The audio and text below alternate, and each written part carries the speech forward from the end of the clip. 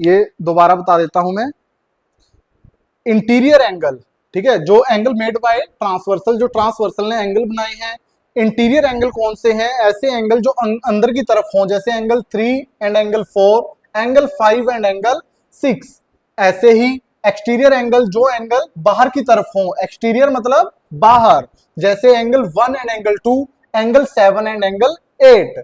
Same as it is pairs of corresponding angle, corresponding angle जो एक दूसरे के कोरेस्पॉन्ड में हो, जैसे लाइन के उस साइड और एक लाइन के अंदर, जैसे angle 1 and angle 5, angle 2 and angle 6, ऐसे ही angle 3 and angle 7, angle 4 and angle 8।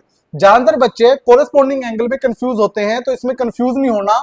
जो एक एंगल बाहर की तरफ है और वही एंगल अंदर की तरफ, उसके अपोजिट साइड में, ठीक है। अपोजिट इट मींस दैट कि उसके सेम लाइन के ऊपर, जैसे ये लाइन है, इस लाइन के ऊपर एक अंदर की तरफ हो गया, एक बाहर की तरफ, ऐसे ही एक बाहर की तरफ, एक अंदर की तरफ, ऐसे ही एक बाहर की तरफ, अंदर की तरफ, अंदर की तरफ, बाहर की तरफ, ठीक है। Angle 1 5, angle 2 6, angle 3 7, angle 4 and 8।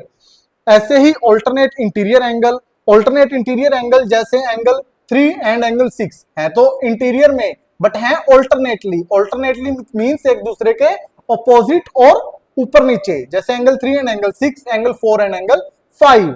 Same as it is alternate exterior angle, जो एक्सटीरियर में है बट है alternately, angle 1 and angle 8, angle 2 and angle 7। ऐसे ही लास्ट में interior angle on same side of transversal, जैसे angle 3 and angle 5, angle 4 and angle 6। अगर आपके ये बेसिक समझ में आ गए तो आपको क्वेश्चन समझने में टाइम नहीं लगेगा, बट बस आपको ये बेसिक समझने है कि कौन सा एंगल कैसे इसमें देखना है।